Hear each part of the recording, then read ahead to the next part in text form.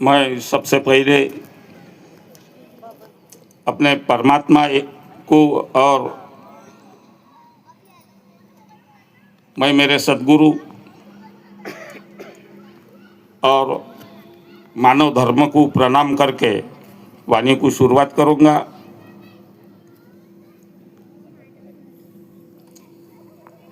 भगवान बाबा हनुमान जी को प्रणाम। महान त्यागी बाप आज या उमरेड गावामध्ये विराट हिंदू संमेलनाचं आयोजन केलं आहे आणि त्यासाठी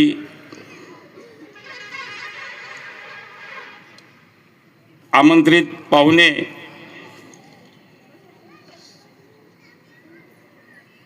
ब्रह्मकुमारी राजयोगिनी अलका दीदी तसेच माननीय श्री केदारनाथजी बुलोटिया तसेच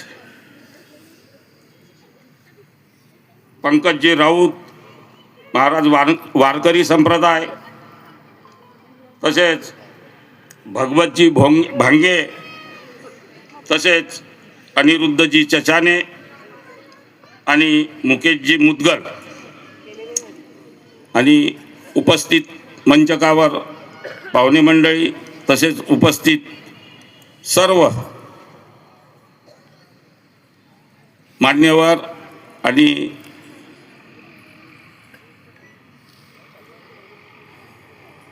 विराट हिंदू संमेलनात सहभागी झालेले सर्व मानव प्राणी, तर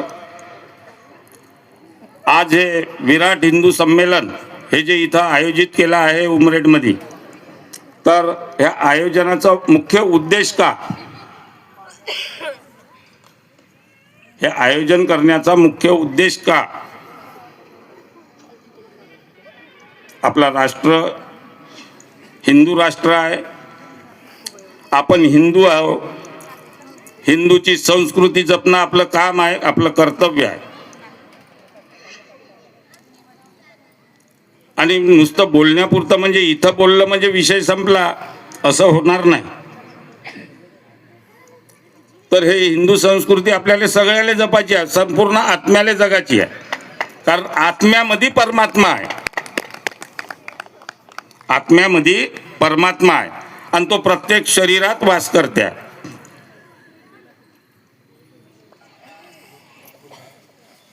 परमेश्वर कुठं दूर नाही आहे, आपल्या जवळ आहे, आपल्या आत्म्यात आहे, त्याला ओळखण्याची गरज आहे आज आपल्याला। आणि खरोखरच आता अलका दीदीने सुद्धा सांगितलं, मी इथं शिकण्यासाठी आलो, शिकवण्याच्यासाठी नाही, आणि मी विद्वानही नाही, पण जे आता अलका दीदीने जे इथून मार्गदर्शन केलं खरोखरच काहीतरी शिकण्याजोगं केलं।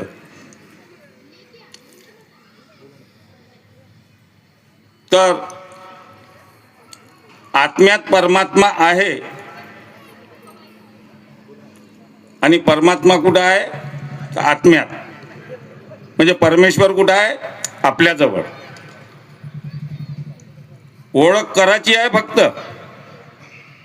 तर हे या हिंदू संमेलनाच्या माध्यमातून आपण एक संघटित होऊन हे शिकावं लागेल, त्याच्यासाठी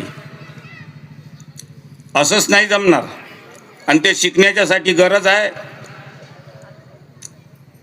ज्या परिवारामध्ये संस्कार जर असेल, सत्य मर्यादा प्रेमाचे ज्या ठिकाणी आचरण जर होत असेल, तर हिंदू संस्कृती नक्कीच टिकून राहील।